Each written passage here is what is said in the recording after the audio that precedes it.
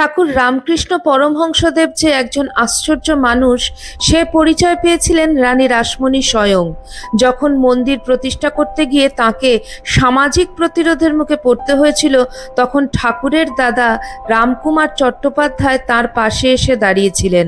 বলা যায় রামকুমার চট্টোপাধ্যায় সেদিন না থাকলে মায়ের মন্দির প্রতিষ্ঠা করতে আরও ক্লেশ সহ্য করতে হতো রানীমাকে। কিন্তু শুধু সে কারণেই যে তিনি রামকুমার চট্টোপাধ্যায়ের ভাই গদাধরকে স্নেহ করতেন তা কিন্তু নয়। একদিনের ঘটনায় তিনি নিজেও বুঝেছিলেন ঠাকুর ঐশ্বরিক ক্ষমতার অধিকারী।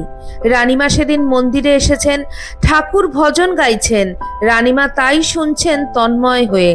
হঠাৎ তাঁর চিন্তাস্রোত ছিন্ন হলো, মন পাড়ি দিল অন্যদিকে। একটা মামলার বিষয়ে বেশ চিন্তায় ছিলেন রানীমা। ভজন শুনতে শুনতে সেই মামলার কথাই কেবল মনে ঘুরে ফিরে এলো। কেউ কিচ্ছুটি টের পেল না। সকলেই ভাবলেন রানীমা এক মনে ভজন শুনছেন, কিন্তু তিনি তখন ডুবে রয়েছেন মামলার বিষয়ে। কিন্তু টের পেল না বললে আর কি হবে? যিনি বোঝার তিনি ঠিক বুঝলেন। ঠাকুর খেয়াল করছিলেন সবই। একসময় রানীমাকে মৃদু ধাক্কা দিয়ে তিনি বললেন, এইখানে বসেও ওই চিন্তা? চমকে উঠলেন রানীমা। তার মনের ভেতর কি চলছে তা এই পূজারী জানলেন কি করে? ঠাকুর যেভাবে রানীমাকে সেদিন তিরস্কার করেছিলেন, সাধারণের চোখে তা হয়তো গর্হিত অপরাধ।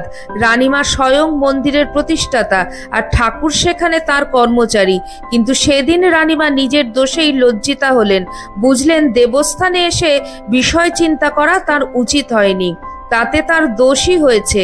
আর ঐশী ক্ষমতা বলেই সে কথা বুঝতে পেরেছেন এই তরুণ পূজারী। এর আগেও তিনি গদাধর সম্পর্কে, তার আচার ব্যবহার সম্পর্কে অনেক কথা শুনেছেন। মনে করেছিলেন মা কালীর ইচ্ছেতেই তিনি এমন কাজ করে থাকেন। এদিন যেন সেই বিশ্বাস আরও পাকা হলো।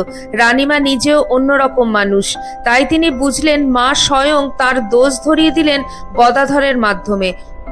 মায়ের সঙ্গে গদাধরের সত্যি যে যোগাযোগ আছে সে ব্যাপারে রানীমা যেন নিঃসংশয় হলেন। কর্মচারী হলেও ঠাকুরের সেই শাসন সেদিন তাই তিনি নতমস্তকে গ্রহণ করেছিলেন। মন্দির থেকে যাওয়ার আগে বলে গেলেন, কেউ যেন এ বিষয়ে আর একটা কথাও না বলেন। কোনোভাবে গদাধর আঘাত পান বা দুঃখ পান এ তিনি চান না। ঠাকুর যে নিজের মতো করে সেদিন নিজের সাধনার পথে এগোতে পেরেছিলেন, তাতে রানীমার এই সস্নেহ প্রশ্রয় যেন ছিল মায়ের আশীর্বাদের মতোই।